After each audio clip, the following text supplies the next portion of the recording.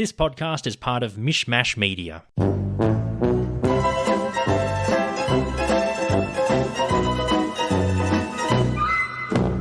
Hey, buddy.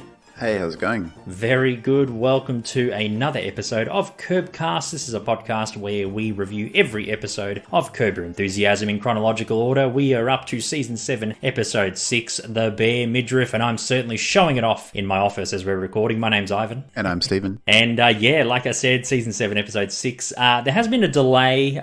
We've had a few of you reach out to us wondering, why we haven't recorded for the last few weeks, and we have gone a bit quiet on the socials. Reason being is, I won't go into too much detail, but I had a major, not major, it's kind of like mid-range kind of operation about 5 weeks ago, and a week into my recovery at home, I had a complication, had to go back to hospital for a few days, and then I came back home, and then another week later, I had another complication, so I had to go back to hospital, and now I'm back home, and I'm pretty much on the mend, and unfortunately, we weren't able to record any episodes, so big apologies for that. Oh, there's no need to apologize at all, Ivan. I mean, obviously, health is priority number one, and you had to focus all your attention on your recovery and getting through, a pretty rough time. So glad that you're on the mend, and hopefully our listeners are glad that we're back. Yeah, for sure. And like I said, we have had a couple of people who've wished us, well, and hoping that everything's fine. But that's why we went a bit dark on the socials as well as the emails. But we are back, and it's kind of fitting too, because this is like the second half of Season 7. So it's as if we've done half and then we've had like a break and then we're back,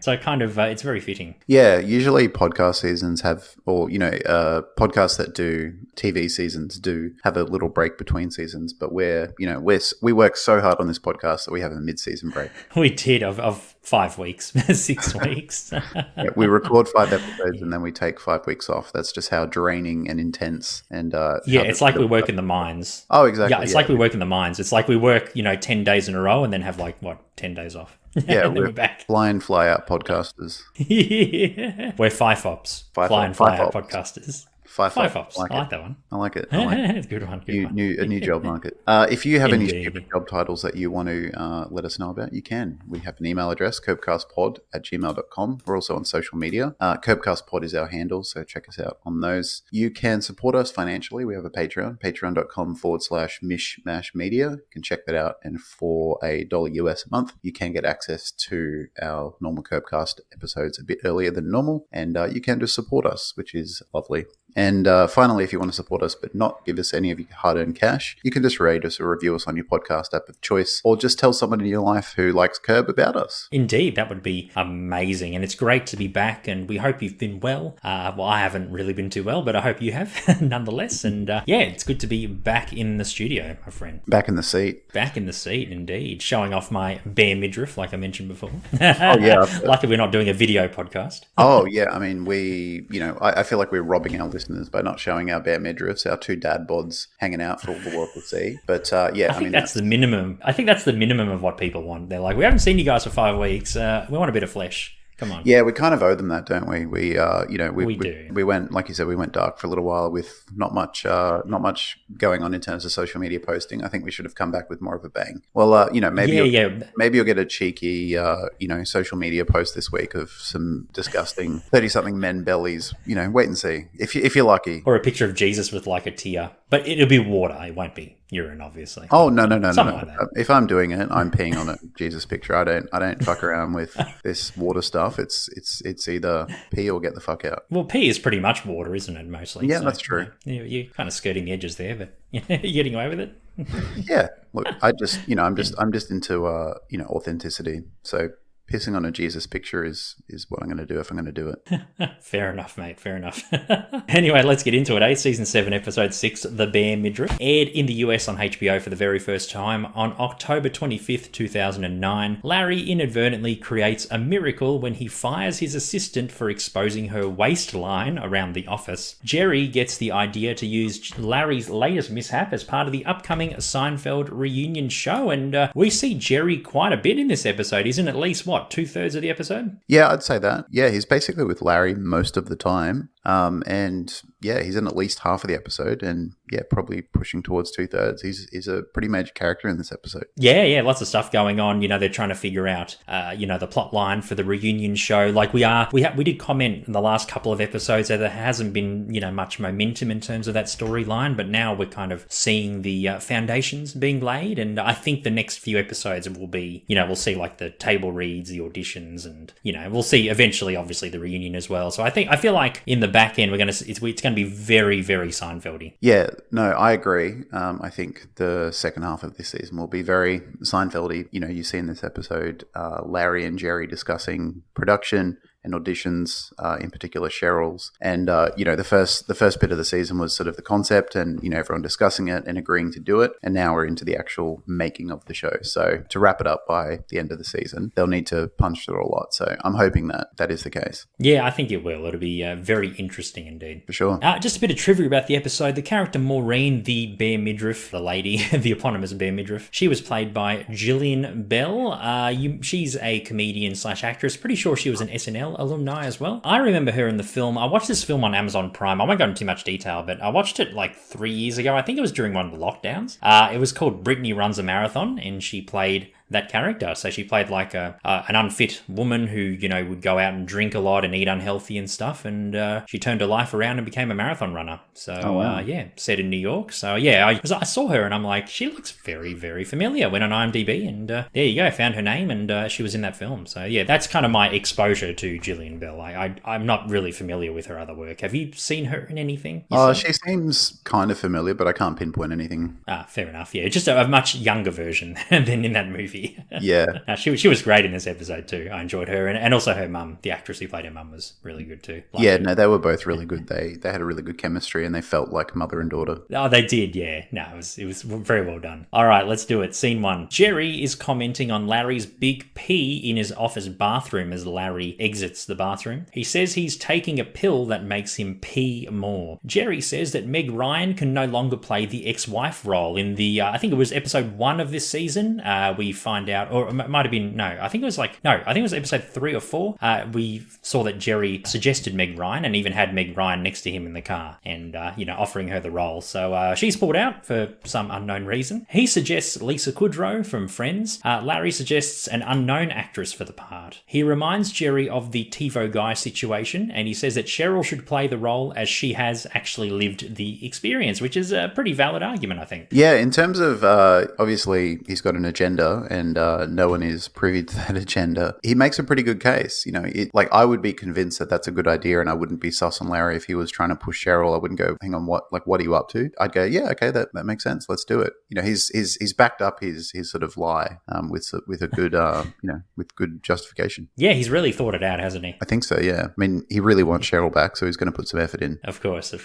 Jerry agrees for her to Cheryl to at least do a read as Larry's assistant walks in the door. Her name is Maureen. She's wearing a short t-shirt which exposes her midriff. Well, was it a midriff top or was it like a t-shirt a few sizes too small? I think it's just a midriff top. That's a pretty common cut for t-shirts. Very 2000s midriff tops, aren't they? They were quite a thing. Yeah, 90s and early 2000s for sure. And the low-cut jeans as well. Yeah, showing off the belly button as well. Sometimes with a piercing, sometimes not. Yeah, I think the only thing that could have made what she was wearing any more, 2002, 2003 was I think they're called a belly chain or like a belly necklace. Oh, yeah.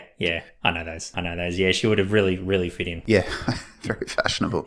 Very fashionable at the time, yeah. She goes up to the air conditioning vent. She stands on a chair to go fix it as Jerry and Larry observe her midriff and they're very confronted by it as they try and avoid the vision. She gets off the chair and walks out. Larry tells Jerry that he can't stand her because of her clothing. Larry says that Jerry needs to talk to her about her clothes and Jerry refuses to do it and says that Larry does this stuff very well. He's actually very good at, confronting people and telling them how they feel, which I actually agree. I don't see Jerry as kind of a confrontational kind of person. We see that later on in the scene where he gets honked by another driver who, like an angry, road rage driver. Jerry doesn't go out and start yelling at him. He kind of, he's like, hey, it's all right. It's all good. I was in the wrong. So, I think Larry is the right candidate. They play odds and evens and Larry loses and he has to go talk to her. So Jerry doesn't like confrontations. Yeah, no, that makes sense to me. Even in Seinfeld, of the show. He tries to avoid them wherever he can. Yeah, he's a big man-child in Seinfeld. He is. Yeah, he talks a big game, but he can barely back it up. And it's funny, there's self-awareness of each other in this scene, where Larry's like, you're eloquent and smart to Jerry, and Jerry is like, well, you're the one that can turn the charm on and make these awkward conversations less awkward. Rings pretty true. Normally these characters, Larry especially being Curb, is not very self-aware.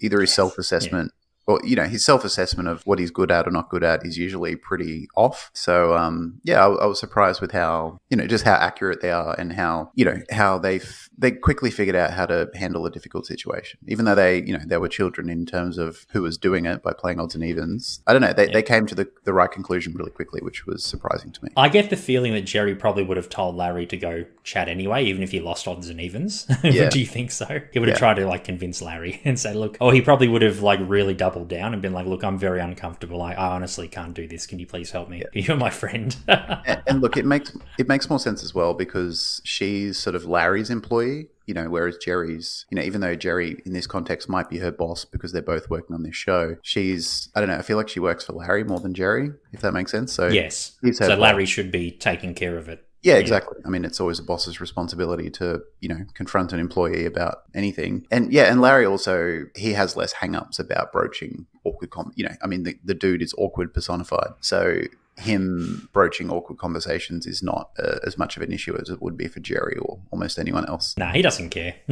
No, I mean, he doesn't want to do it. He understands that it's awkward and, she might be offended and again, she's an employee. It's a tricky conversation to have, but I think he finds it easier than Jerry for sure. It's not like he doesn't care at all. I just think he cares less. Yeah, I agree. Hey guys, here's the latest script. There you go. Thank you very much. And, reminder, you have lunch with Richard Lewis, both of you. Okay, thanks. What is that? Yeah, that air conditioner's, I don't know, it's making noise up there. I'll get it. Yeah. Don't worry about it. I used to do this for my mom all the time. Oh, yep. Hang on. There we go. Sounds like a rattlesnake is in there. There. But yeah, in the next scene, Larry does go up to Maureen, tells her about the bare midriff issue. She says that because she is a woman, she's being treated like this. Larry denies. Larry says that he wouldn't want to see that even on a man. That meaning a bare midriff, even on a man, as Maureen calls him out on his attitude. So basically what she's saying is because Maureen's a woman and she's hanging out her midriff, Larry would be complaining. But she says if a man did it, he wouldn't complain. But Larry says, no, I wouldn't want to see that, quote unquote, even on a man. So he's trying to, justify his thinking. Maureen says that she has lost over 60 pounds in 2 years. I think 68 pounds, I think she says, something like that. Yeah. And she's very happy in her body. Larry congratulates her. Maureen gets even more upset. She quits her role and leaves. And you think Larry would get worried or upset? He's got a beaming smile on his face and he walks back to Jerry smiling. Yeah, he even he's does actually rapt. Yeah, he does like a little fist pump in it. Yeah, or makes a sound. He's He loves it. It's like, oh wow, okay, you just ruined a woman's, employment, and they're gonna have to find a new job now. But you're sitting pretty. Yeah, kind of just worked itself out. She did all the hard work for him, and she wasn't even aware. Yeah, she just quit.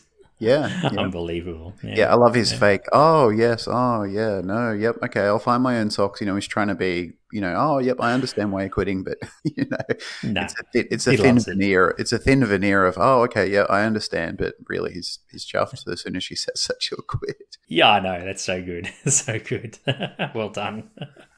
Larry and Jerry are in the car, and Jerry can't believe that Maureen quit. Like, he can't believe that Larry, said what he said, and then she just quit on her own volition. They laugh about the entire ordeal. Another car cuts them off. An angry man gets out and confronts them. Jerry's driving, and Jerry says, no problems, it's all fine, I'm sorry, I cut you off, all that stuff. The angry man, he's swearing and yelling and stuff. He jumps back in the car and drives off, and Jerry's freaked out again. Another, like I said before, another non-confrontational situation for Jerry. If it were Larry, he probably would have gotten out. Well, we do see later on that Larry gets out to confront people, who honk him. Jerry is quite the opposite. Yeah, I think Jerry's a calming presence in Larry's life. He keeps him under control a bit, and you're right. Obviously, we see later on that Larry jumps out of the car. He's unable to contain his anger. But Jerry, I wouldn't say he's being aggressive to this driver. Like, he's not yelling not at at him all, or like no. honking aggressively. Oh, It's more no, just no, hey, no. like, hey, you cut me off, watch where you're going sort of thing. It was more of it was just a light honking, I guess. Yeah, that's what And he says in the diner. Yeah, light honk. Yeah, a light honk is fine. yeah, I think so. A gentle honk. Yeah. Exactly. And also, I don't think they expect if they were driving really aggressively, after this guy cut him off, they were honking him and swearing at him and tailgating him. I think they'd be less surprised if he, with how he behaved. But, like I said, it was just a light honk and the guy just lost it. So imagine how far he would have took the situation if Jerry and Larry were being more aggressive. I think he would have, gotten a crowbar out and smashed the windows and, belted the shit out of them. flashback. So, yeah, exactly. Yeah, like that flashback scene, same thing. And then Yeah, I love how it's like the death blow, and then there's like all this blood splatter on the windscreen. It's like the death shot, the death hit. Yeah, the one that kills the husband. yeah, the fake. And there's no blood with each blow, but just that one blow is blood, which was Yeah, exactly. It's like the finishing blow. Yeah, that like cracks his skull open. Yeah, it was almost like a money shot, but blood. Yeah, very Tarantino-like, wasn't it? It was over the top and silly. The blood looked very fake, and the whole thing was a bit silly. But yeah, I didn't think that, but I think you're right. Yeah, I reckon if Tarantino directed this episode, he'd have like blood leaking out of the husband, and blood gushing out of his face, and it's just like that blood spray, how it sprays like a hose, when he cuts someone's head off. In Tarantino films, it'd be shit like that. Yeah, he loves his gratuitous violence, and there'd also be a '70s soul song playing in the background. Yeah, stuck in the middle with you. Yeah. No, not quite. wrong Tarantino film. Yeah. It'd be something like that. The duo, aka Larry and Jerry. I'm calling Larry and Jerry the duo in this episode because there's no Jeff in this episode. So usually the duo are Larry and Jeff, but Jerry has taken the place. So I'm calling them the duo for intents and purposes just for this episode. The duo are in a diner talking about the ethics of car honking. Jerry says a gentle honk is fine. Larry says anything louder than that can get you in a lot of trouble. Jerry asks how many napkins Larry needs after eating a sandwich, and Larry says it's very saucy and lots of, he needs lots of napkins, which he does later on as well. Richard Lewis enters the diner and greets the both of them. Larry and Jerry both have empty seats on their booths, and they argue over who Richard should be sitting next to, in front of Richard. Jerry says, Richard's more your friend, Larry, you need to sit with him. Larry's like, well, he's my friend, I like to sit, face to face with him, so he should sit next to you, if anything at all. Richard looks on in bewilderment, he gets frustrated and walks off. Like, the fact that they did that in front of Richard, it's just like I could see why Richard was pissed off. Oh yeah, it's like they're trying to avoid him. Yeah, they're. I mean, I'd be deeply offended if two friends were fighting over who should give me room. I mean, just one of you move over. Who cares? We're having lunch. Like, I'd be more offended than the fact that Richard just walks out and he doesn't actually give them a spray is quite restrained as far as I'm concerned. I'd be very hurt and offended if that was me. Yeah, well, I bet you if it was like season 1 or 2 Richard, he'd probably yell at Larry and they'd wrestle on the floor. But no, he's much more after his kidney issue and a few other things as well, he's a lot more zen. So yeah, he kind of passively aggressively shows them how upset he is, and he walks off. So it makes he just walked off, and you see him through the window, and he puts his arms up like, fuck you guys, or fuck, I don't need this shit. Yeah, I got other stuff to do. Exactly, yeah. The duo meet Cheryl at their office, just outside their office, and greet them. She thanks Jerry for the part. He's surprised about this revelation as Jerry walks off in confusion. Larry tells Cheryl that she has to actually audition for the role, and he says it's more of a formality. It's like, when you're a president, you're elected, that you're sworn in. The swearing in is the audition. It's just a formality. Cheryl's under the impression that she already had the part. And, this could have gone sideways for Larry, because obviously we know Larry is trying to, get Cheryl back. This could have easily gone south if Larry said the wrong thing. Yeah, I think his example of the president, being elected and then sworn in was, in the moment, a really good way to alleviate any concern that Cheryl had, and to, prevent it from him just making up like a whole web of lies and like just putting his foot in it, and Cheryl leaving suspicious or a bit concerned that it's not as simple as Larry's been saying. Yeah, so I think when it comes to his plan of executing his plan of trying to get Cheryl back via her role in this Seinfeld reunion, is being very strategic, and it's playing out really well. But any little problem that's come up, like this one, a scenario that he has to fix on the fly, he's also really competent. It's strange seeing Larry consistently dealing with the problem long term and short term really well. Usually usually if he has any success at dealing with the problem or dealing with the situation, it's a one off, and then it just falls apart or it gets worse, or it's one step forward, 8 steps back sort of thing. But this, he's on top of it all the way through. Even with these scenarios like this one that just happened unexpectedly, he's dealing with it really competently, which is surprising. He's doing well, and like I said, he's got the social skills. Like, he's not too socially inept, but he's social enough to kind of convince Cheryl that it's just a formality. But who knows? Maybe we have, like, we're watching these episodes for the first time. There could be a situation where Cheryl's auditioning, and maybe it's more intense than what she expected. It might come back to bite him in the ass in a later episode. Who knows? Yeah, I mean, I'm sure it will all unwind for him. I mean, that's the formula for for Curb, and that's why we love it. That any success he has, or any anything that goes his way, rarely lasts beyond an episode or beyond even a scene most of the time. So I wouldn't be surprised if it all just comes undone and all falls apart, and Cheryl figures out what's going on. I mean, Jeff's already figured it out, so there's no reason why. I mean, there's no reason why Cheryl won't, and the truth will come out. But at the moment, he seems to be handling it pretty well, which is over the course of most of the season, his long-term thinking and short-term thinking are pretty on point. So I'm impressed with Larry, because, like I said, normally he's saying that though. I guess because he was married to Cheryl for 10 years, he knows what makes her tick. He knows how to talk to her. He knows how to deal with her. He knows her. That is very true. Yeah, I forgot to. I didn't think of that. Yeah. So I think if it was anyone else, if it was just a woman, maybe he was attracted to, but didn't know that well, and he was trying to, get her into a relationship with her via Seinfeld, and he didn't really know her intimately, I don't think he'd be able to work it so well. But either way, whether it's Cheryl or someone else, he's doing pretty well so far. Yeah, he's doing so far.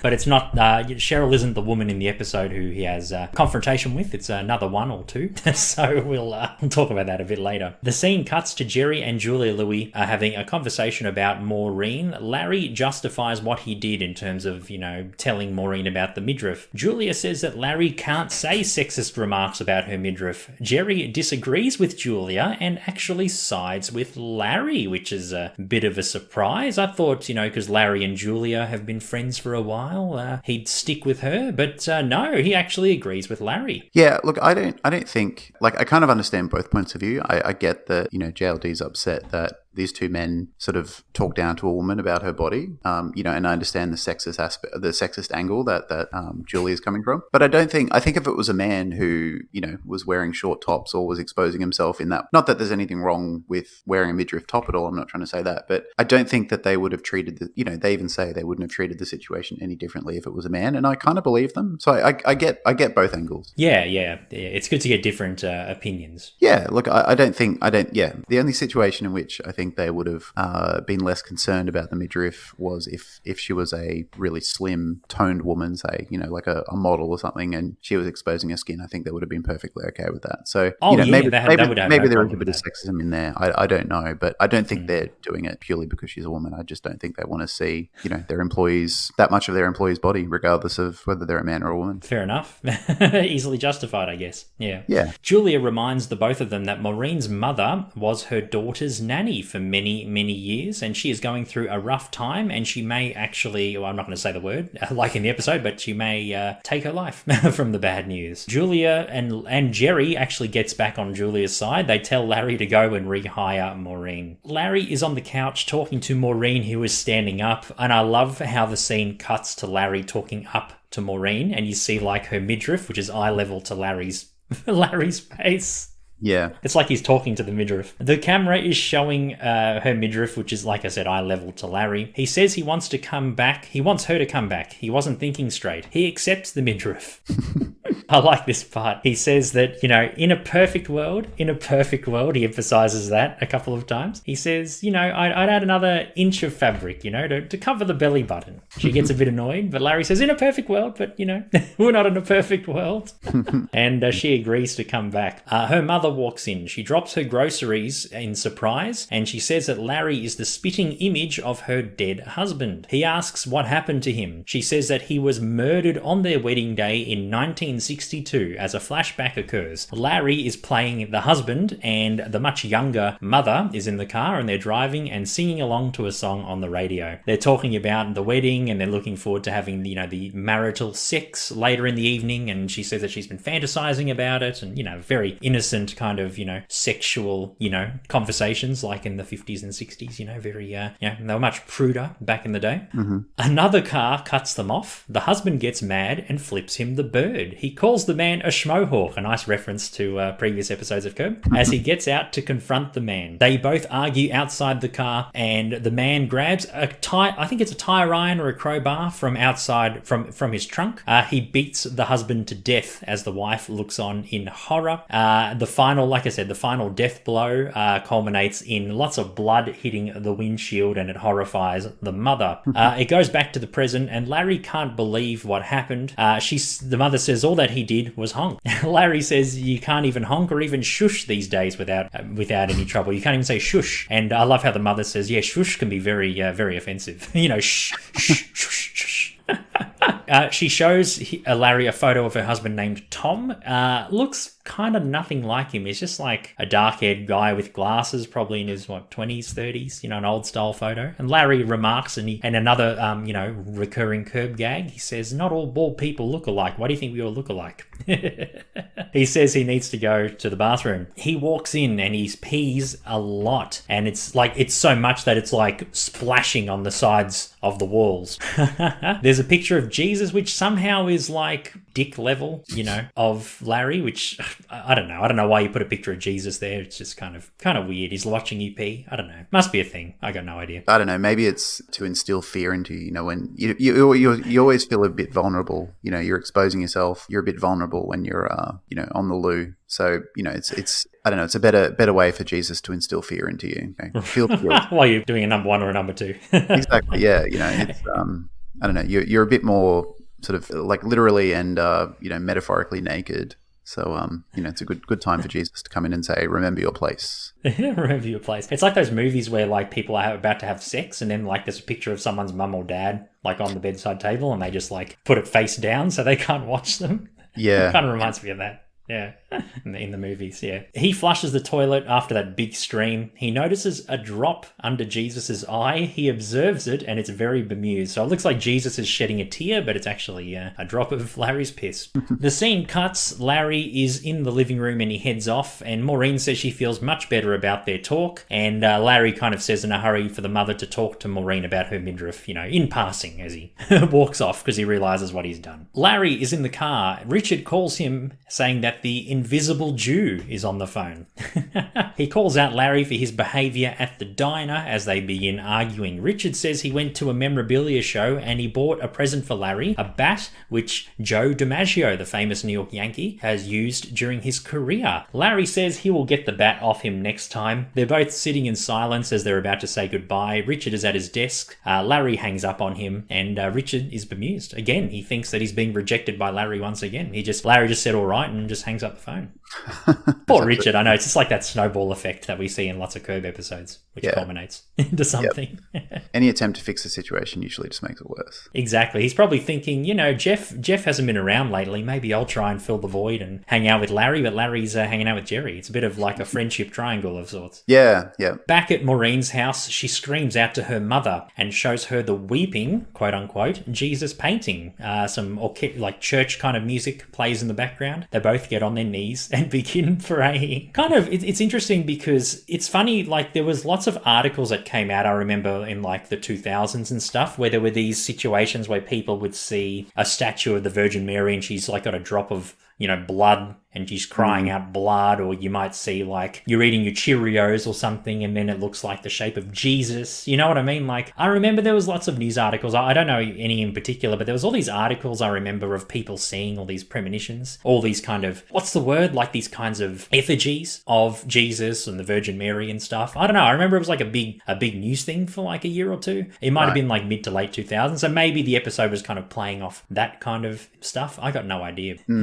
That kind of stuff. Not really a thing that happens these days, but it's just interesting. That's all. Yeah, no, look, I mean, I've seen stories over the years of Jesus appearing on a bit of toast or a corn chip or Yeah. or stigmata off of a crucifix or something like that. But a lot of the time it's proven to just be a con. But it's interesting. It's an interesting I guess phenomenon that occurs, and how it how it affects people, especially devout Christians. It's seeing them weeping and really reacting emotionally to it it's interesting. I don't understand it, and I don't believe that it's real, but it's interesting to observe. Yeah, like especially devout Catholics and Christians, I think it's a sign, that something might happen. So each to their own, I guess. Yeah.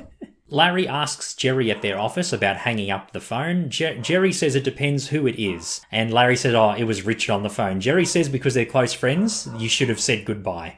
So Jerry calls out Larry for his behaviour. He's like, Richard was your friend. No, you should have said goodbye at least, as a minimum. Maureen walks in very positive, and of course with her midriff out once again. She tells them of the miracle in the bathroom. She asks both of them if they've ever witnessed a miracle. Probably one of my favourite one-liners in the episode. Larry says that every erection is a miracle. I could imagine at that age. Maureen quits, but in a positive way, in an amicable way, and she says that her and her mother are going to be travelling the US to show everyone the miracle painting. She asks if Larry can co-sign for the RV that they're going to be travelling in. Larry says he's more than happy to do it as she walks off. I love how Jerry's already on top of it. He knows what's going on. He asks if he splashed on it while he was peeing, and Larry says that he did. Yeah, he's already figured it out. He's already clued in. As soon as she mentions the tear, he's all over it. I feel like working with Larry for 9 or 10 years on Seinfeld. He'd kind of like, we were saying before how Larry knows Cheryl intimately, so can sort of figure her out and knows how to keep her on side. Not the same situation, but Jerry would know Larry as intimately. They're best friends and former colleagues. He would be able to see through Larry's bullshit very quickly, probably better than anyone, even better than Cheryl, I'd say. Oh, he would for sure. And obviously that plays into the first scene where Larry says that he's taken a pill with his massive piss, because Jerry says, "What? You have Seabiscuit in there?" Yeah, that's true. I mean, it would be easy to piece together given what's been happening. I also like the line in this at the start of the scene when Maureen walks in and she goes, do you notice anything different about me, or do I seem different? And Jerry just goes, "Oh no, I'm seeing everything I normally see." The midriff, yes. Just I really like that line, and also Larry's erection is a miracle. I cracked up at both those. Yeah, they were both pretty good one-liners. I think the Larry one pips it, in my opinion, but it's still very funny. Yeah. Larry is getting his lunch at I guess like a pizza restaurant, calzone, one of those. I guess it's a pizza kind of place. He tells Maureen on the phone that he'll be at the bank by 3 p.m. for the co-signing. Larry grabs an entire bunch of napkins. The manager notices it and says that there is a limit of 2 napkins per customer. He demands Larry to put them back. Larry places them on top of the serviette holder. The manager turns around and he grabs several more and he puts them in the bag and he walks off. Larry is eating his sub in the car. The police pull him over. The officer goes to Larry. He asks what he did wrong. The officer asks where he got the sandwich from and how many napkins he got. He asks to see the bag and there's lots of napkins in there. Larry says he needs them. The officer asks him to get out of the car. I've enjoyed the episode up until this point, Steve. This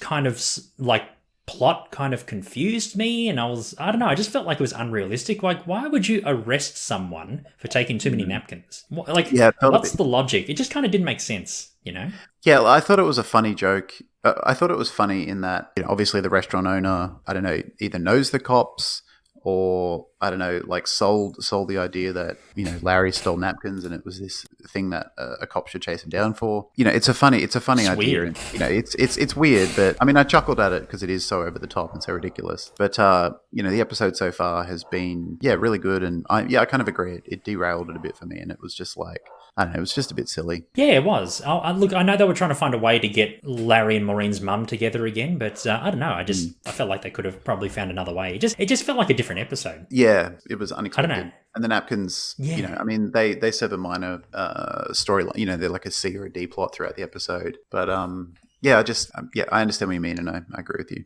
Yeah, I don't know. Look, you're right. Maybe the cop knew, the manager, or maybe like after Larry left, the cop came in to get his sub, and then maybe the manager said, "Look, there's this guy who's been stealing, napkins. Do you mind? He was a bald guy with glasses. That was his car. Do you mind, checking him out?" It's like, yeah, no worries. You know, it was probably something like that. They don't explain it, but I guess it's probably the most plausible possibility, because I don't think a cop in LA would have time to chase someone who stole a few napkins. You know what I mean? I think there's some other crimes going on in LA. Yeah. There's other shit that goes down.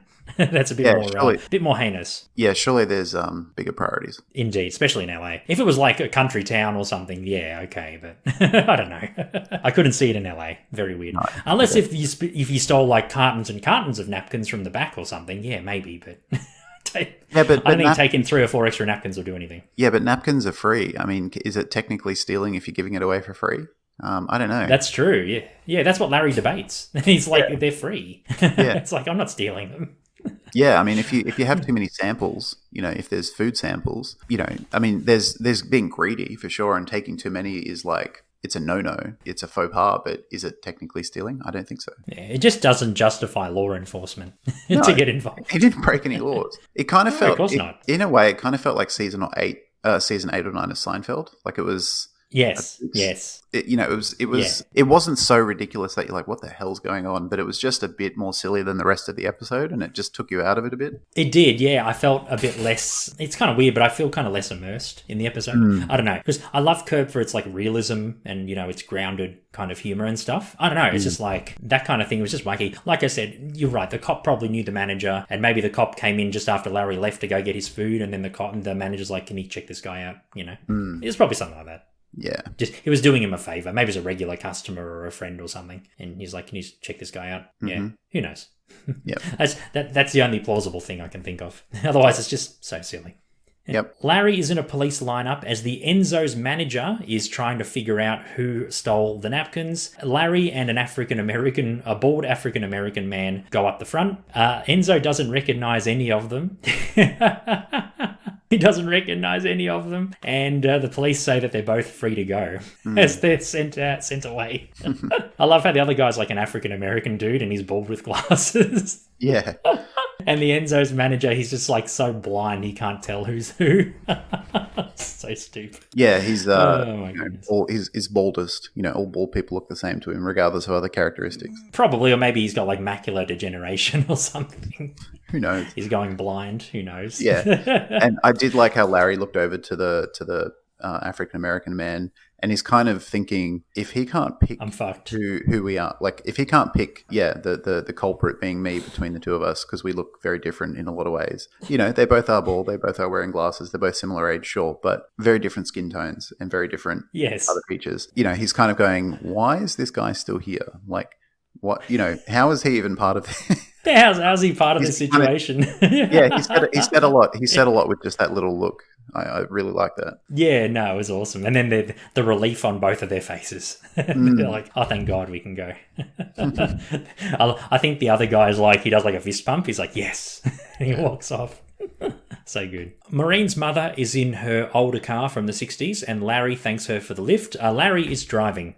Richard cuts them off in the car, and she is getting flashbacks about what happened as Larry begins honking. And he tells them, Richard, he doesn't know it's Richard yet, but he tells the man in the other car to pull over as she's getting PTSD after what happened. Richard and Larry both get out of the car, and they argue. He accuses Larry of hanging up on her, and to Maureen's mother, they both look very animated, much like in the 60s.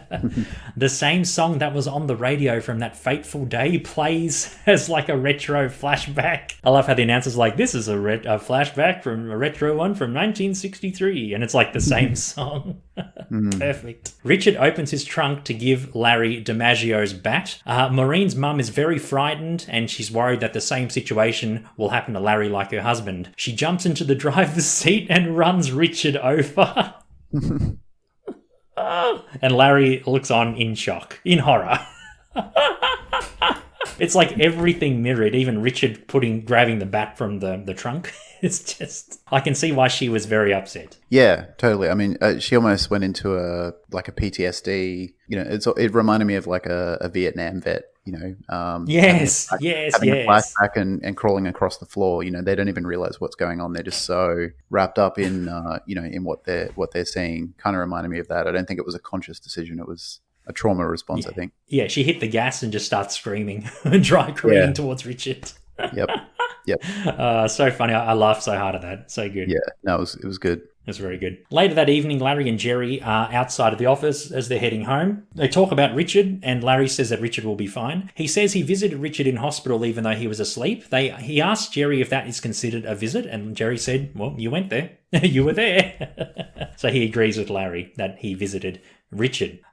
Jerry heads off. They part ways. Larry is locked out of the office as he has to go to the bathroom. Maureen and her mother pull up to the office. They hear something loud against the wall. They see Larry is peeing on the outside wall, and some of his splashback hits Maureen in the face. She wonders how the pee went that high. She eventually figures out what happened to their Jesus painting, and she accosts Larry for what happened. Larry says he can't control it because of medicine. Maureen gets very upset that there was no miracle. Maureen and Larry are arguing, and they turn around and they wonder where Maureen's mother went. They go looking for her as she is on the roof of the office about to jump. Larry and Maureen go on the roof to stop her. Larry grabs her, he slips, and he is at the edge of the roof and he's about to fall. He grabs Maureen's midriff, which holds him up.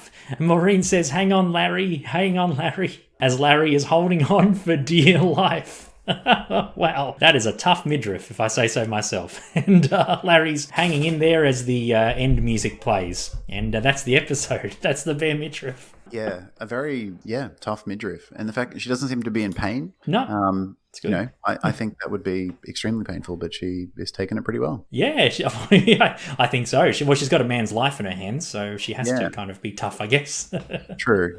Yeah, incredible. Yeah, no, look, out of 5 Larrys, I give this one 4 out of 5 for Larrys. Look, I enjoyed the episode overall. I think the thing that kind of knocked it back maybe half a point or a quarter of a point was that whole napkin police situation. I don't know. I feel like they probably could have found a better way to introduce Maureen's mum back into the fold. But yeah, I don't know. It's just, that's what I think. And yeah, I enjoyed the rest of it. I like how Maureen's mum's husband's, death, situation kind of mirrored Larry and her as well, and she got the PTSD and ran Richard over as well. I think that was quite hilarious. Nice banter between Larry and Jerry as well. Too bad Jerry doesn't become a regular on Curb. He probably should be. He'd be pretty good at it. Be one of Larry's friends. Yeah, I think so. But I mean, he lives in New York, so it would be a bit weird if he's. I mean, I guess he'd be out in LA a lot doing stuff. But yeah, if he popped in from time to time, that'd be pretty fun. Yeah, even like Ted Danson, even like every few episodes, he turns up for a little bit. That'd be fun. Yeah, I mean, any amount of Jerry Seinfeld's good, so I agree. I give this episode 3.5 Larrys. I think, I would have given it 4, maybe 4.5 if it wasn't for the police pullover scene as well. Yeah. That knocked it down a half a star or half a Larry or maybe even full Larry. I don't know. We're on the same page, yeah. Yeah. But overall, I really did enjoy I agree with pretty much everything I'm going to say is basically what you've said. A carbon copy, yeah. I love the banter between Jerry and Larry. Lots of over-analysis of minutiae, honking etiquette, and lots of like Seinfeld-y kind of lines when Larry said, even when he first confronted Maureen, and he said, why don't you have 2/3 flaunt? You can have flaunt and then not flaunt. And then she was like, well, why should I? It just reminded me of something that George and, I don't know, Elaine or, anyone in Seinfeld would talk about. So I enjoyed that element of it. You do get that from time to time in Curb, like the sort of the witty kind of weird banter about weird, niche topics, but you don't see it super often. So when it does happen, it's always great. Yeah, the Seinfeld DNA is definitely in there. For sure. Especially in this season, yeah. Anyway, that was Curbcast. Thank you so much for listening. It was very good to be back after several weeks after my situation I mentioned at the start of the episode. Thank you for those who reached out to us and really appreciate it. This episode will be going out as per normal on Friday. Patreon listeners, you guys will get this probably a day or two before. If you want to sign up, patreon.com/mishmash media. That is our podcast network, our burgeoning one. And we're getting some bonus stuff in the pipeline for you guys. But at the moment, it's just early access to episodes. If you want to donate $1 US a month and sign up, you can. If not, then it's all well and good. Just tell your friends about the podcast. Yep, indeed. My name's Ivan. And I'm Stephen. And we'll catch you next week for next week's episode, The Black Swan. I have no idea what happens in it. It's the first time we're watching these episodes, so we'll see how we go. Yeah, should be good. All right, all the best. Take care. Bye. Bye.